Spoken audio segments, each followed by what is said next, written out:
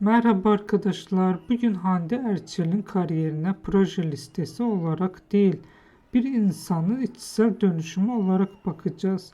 Çünkü şöhretin yüksek seviyesine çıkmak yalnızca dışsal bir başarı değil, aynı zamanda ciddi bir psikolojik ve karakter dönüşüm sürecidir. Kariyerinin başında genellikle onun model geçmişi olan, sektöre şans eseri girmiş güzel bir oyuncu olarak değerlendiriyorlardı.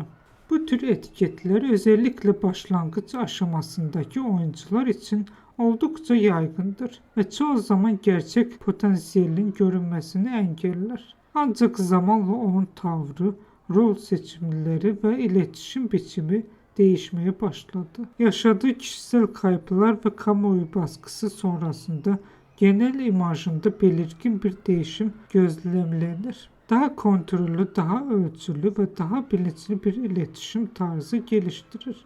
Bu yüzeysel bir değişim değil, içsel olgulaşmanın dışa yansımasıdır.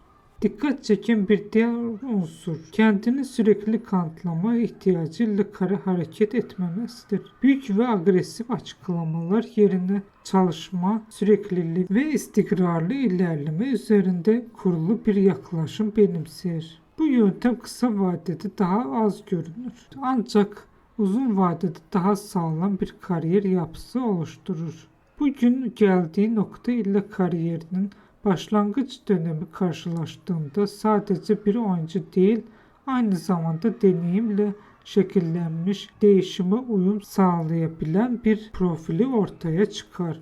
İzlediğiniz için teşekkürler. Bizi izlemeye devam edin. Yeni videolar için kanalımıza abone olmayı unutmayın.